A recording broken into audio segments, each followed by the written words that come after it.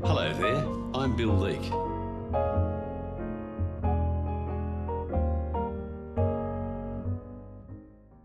Hi there, I'm Liberator Zen, and this here is Bill Leake. And Bill Leake, for those of you who don't know, is a cartoonist. A cartoonist for the Australian newspaper. Or at least he was. In early April, Bill launched his latest book of cartoons, Trigger Warning. No, that's not a trigger warning, that's the name of the book, which he launched in front of a crowd of friends and fans at the Centre for Independent Studies in Sydney.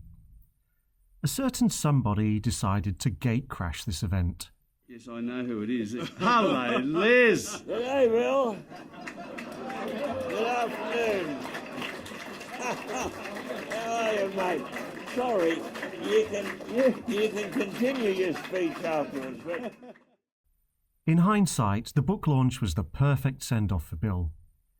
Sadly, just 36 hours later, Bill died suddenly of a massive heart attack. As part of the book launch, we were planning a special animated interview with Bill.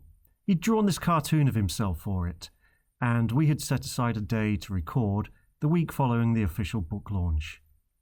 Sadly, we can't bring you that interview, so instead, drawing on Bill's drawing, and using some older interviews and speeches Bill made, we're going to try and add to the many wonderful heartfelt eulogies and tributes to one of Australia's greatest artists.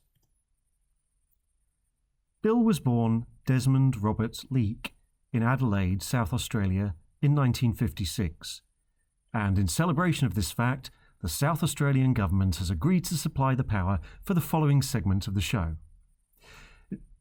Well, that's just bloody typical. Guys, fix that for us, will you? Thanks. At just a few months old, Bill crawled out of South Australia and headed for the brighter lights of New South Wales.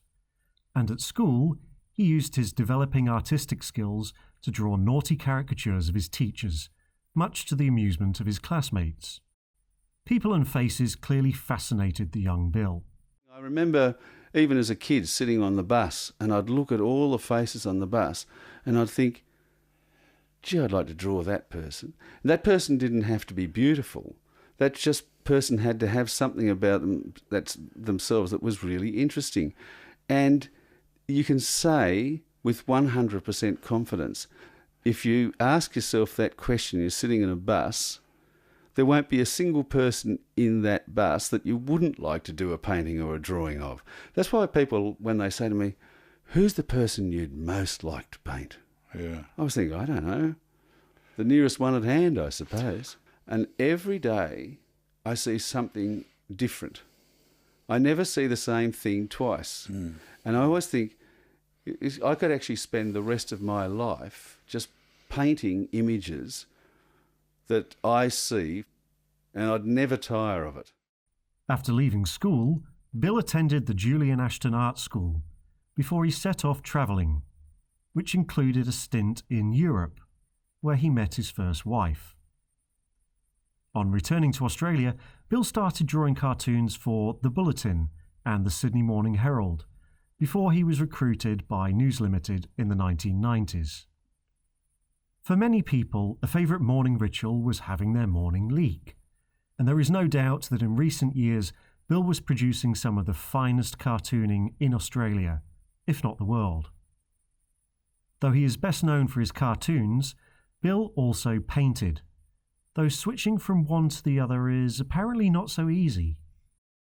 I think it's a totally different procedure, and I find it very difficult sometimes to make the transition from working as a cartoonist to going into the other room, which is the studio, and working as a painter, because the objectives are so different and the state of mind required is so radically different that sometimes making that transition takes a considerable amount of time. Bill painted mostly portraits and some birds.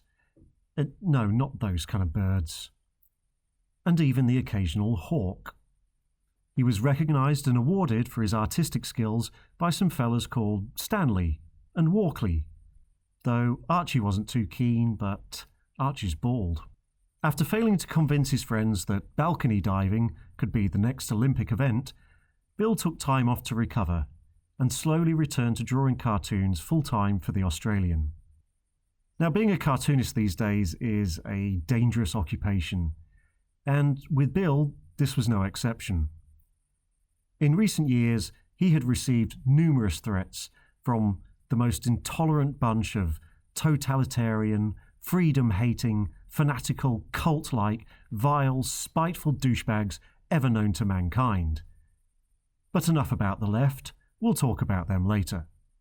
In January of 2015, Bill drew this cartoon in response to the murder of the Charlie Hebdo cartoonists and writers in Paris, whilst most other people were holding up pencils and hashtagging and filtering their Facebook profiles.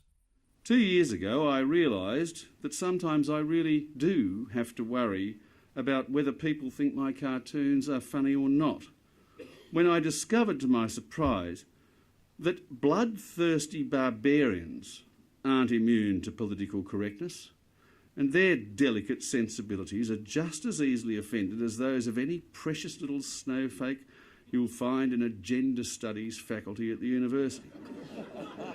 And for your average Islamist terrorist, firing off a few impassioned obscenities on a Twitter feed is no substitute for the sort of satisfaction you can get by hunting down the person who's offended you and chopping his bloody head off. Inevitably, he received death threats, and owing to these, Bill had to go into hiding. No, not that kind of hiding. And of course, he wasn't the first, and he certainly won't be the last. Here, Bill, you explain. I had to change my address for a start. It was a harrowing experience. I was constantly in touch with the police, who were incredibly helpful and incredibly careful. And also, I have to say, I'm glad that I work for News Corp, because they were incredibly helpful to me too. But the experience was just, I think it actually even took me quite a while for it to sink in. This is happening. I have to leave my home, I have to get out of there, and I have to take all of these unbelievable precautions. But I'm glad that I did it. But it's just been such an extraordinarily sobering experience. As if being hunted by Islamists wasn't enough, Bill also became a target of the cult of political correctness and their sadistic social justice activists. In December of 2015, at the time of the Paris climate-y, global changey, warmy, kumbaya, hippie group hug, Bill drew this great cartoon. The left then engaged in their typical orgy of outrage and 2 days of hate, throwing around accusations of racism with reckless abandon. Clearly, the cartoon was based upon that oft-repeated mantra of the Greens that you can't eat coal, which is perhaps the stupidest thing ever said since, well, the last time a member of the Greens opened their mouth. Thanks so much for telling us the obvious, you blithering idiots. By the way, you do know that you've probably eaten a lot of food that's been grown, processed and cooked using coal, and that it's not actually a zero-sum choice between farms or coal. You can actually have both. You know, like we've had for the last 300 years or so, you imbecilic cabbage heads. There was also this article published in Scientific American a few weeks earlier, in which an Indian village were rejecting solar panels and demanding reliable coal-powered electricity. Clearly, Bill's critics were not as well read as he was. That's if they even read at all. The word brave was used to describe Bill very often. He refused to kowtow to threats. He refused to compromise his art and his profession for the false gods of PC. As he wrote in his previous book of cartoons, you can wear whatever you like while you're drawing cartoons, except for the straitjacket of political correctness. It doesn't only make it impossible to draw, it makes it impossible to think. Bill really nailed the purpose of PC there in those 6 words. In August of 2016, this cartoon appeared in the newspaper, and No guesses as to what happened next. Yes, how utterly predictable. I feel like I'm in a scene out of 1984. Since Bill wasn't a coward and he didn't apologise or throw himself at the PC altar and beg for social media forgiveness just because a few people got upset, this time the Australian Human Rights Commission stepped in and its president, Gillian Triggs, dispatched one of her sidekicks, who's pictured here with ABC newsreader Stan Grant. The job of this minion was to solicit complaints from the permanently offended in order to prosecute Bill under our draconian anti-free speech laws. Here is an excellent artist's impression of how that happened. But what was wrong with the cartoon? Bill couldn't be better placed to comment on the issue of dysfunctional parenting in Aboriginal communities. As a father, as somebody with many Aboriginal friends who congratulated him and supported him on the cartoon, by the way, and as a man who had struggled with alcohol in the past himself. Of course, the focus of the cartoon was completely ignored by its critics. But when you're a militant socialist with bigger fish to slaughter, it's easy to dismiss and lose focus of what is right in front of you. And this is why Bill and many others couldn't understand the hysterical overreaction to the cartoon. People were seeing two completely different messages. Now, wait a minute, how can this be construed as racist when I am trying to actually bring to the public's attention something that is affecting members of our own Indigenous communities? You think, well, wait a minute, how can it be racist? My belief is this: we have a lot of, social justice warriors and keyboard warriors, and a lot of them are militant anti-racists. And I don't think that you can find a more racist person than your sort of garden variety militant anti-racist, because these people see everything through a racial prism. I think the problem here is that we're not looking at things through the eyes of your typical leftist. So what we've done is we've had these glasses made with special race-tinted lenses. No, not rose-tinted lenses, but race-tinted lenses, since all leftists see the world through the prism of race. So if I put these on and look at the cartoon through these lenses and... oh yes, I can see it now. That cartoon is racist. It's just so racist. It just jumps out at you. But the strange thing is, I can't actually tell you why it's racist. All I can do is shout racist at it. And every time I do that, I get this warm, fuzzy feeling inside of me. I feel so smug and so superior and so much better than everyone else. Ooh, and that feeling of power. But hang on, it's not just the cartoon that's racist. Absolutely everything I'm looking at is racist too. Look at those trees. Those trees are racist.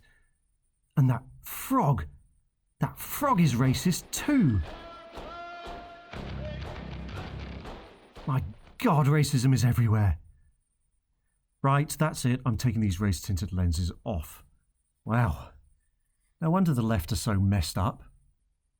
You know, if you're seeing racist frogs everywhere when they're actually waving at you, it should be a sign that something isn't quite right in your head.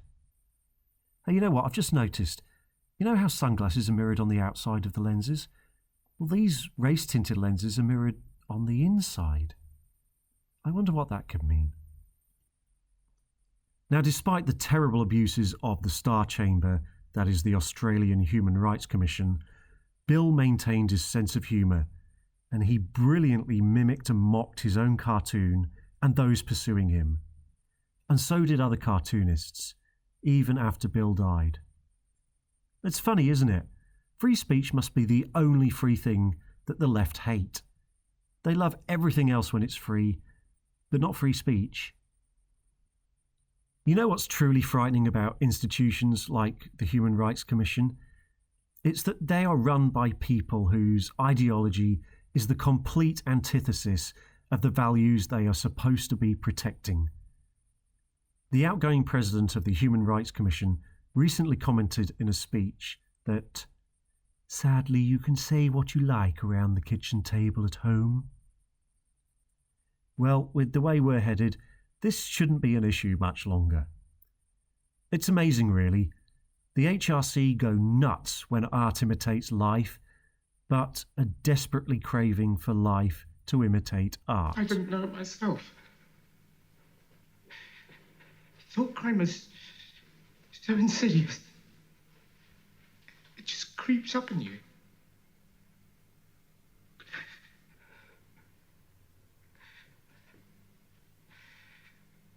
My daughter found it out. Very proud of her. Very grateful I've been discovered before it's too late. Owing to the stress the Human Rights Commission put on Bill via their vindictive pursuit of him, there was speculation as to the causes of Bill's untimely death. One thing I can say for certain is that it was definitely not his wife's cooking. Now, for any viewers who haven't already done so, I urge you to go out and get a copy of Trigger Warning. It's a fantastic collection of an incredibly talented cartoonist, wordsmith, commentator, larrikin, and all-round top bloke.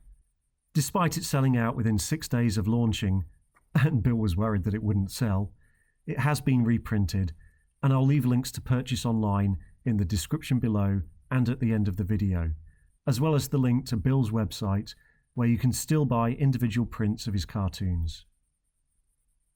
I really think calling them cartoons is a bit of an understatement. They're more works of art. The shadows and the shading and the poses of the caricatures. And you could always tell who it was straight away. The facial expressions, the little details and the captions are just exquisite, and they all reflect his incredible talents and perfectionism. Even if you're not Australian, it's well worth buying anyway, as it satirises so many topics relevant to the attack on Western values and liberal democracy in the Anglosphere. You might also learn just how far down the road to serfdom we are here down under. Bill once said that satire is born of anger, and there's a lot to be angry about in this age of endarkenment, which is why Bill really was at the pinnacle of his profession in the last few years. He loved drawing his cartoons, and we loved looking at them, because they were a kind of release from the insanity, if only for a little while. And they were a reminder that laughter really is the best medicine. And we're a very sick place at the moment. Bill made a lot of people laugh and think, and even though his light has stopped shining, it's worth remembering that he created, influenced, illuminated, and touched so many people's lives in so many ways.